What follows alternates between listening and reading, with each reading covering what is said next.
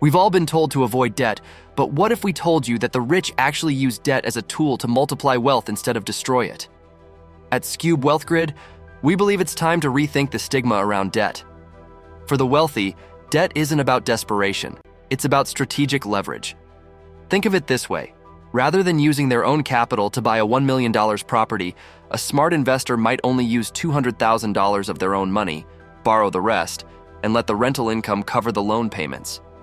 Meanwhile, if the property appreciates even 10%, their return on equity could be 50%, far higher than if they'd bought it outright.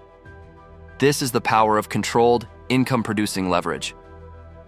The rich also borrow against their assets, like stocks, real estate, or businesses, using tools like margin loans, home equity lines, and corporate credit, while their underlying assets continue to grow.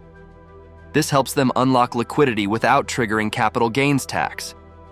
In fact, many ultra-wealthy families follow a simple wealth formula: buy, borrow, die. They buy appreciating assets, borrow against them for cash flow, and pass them on tax-free through inheritance structures.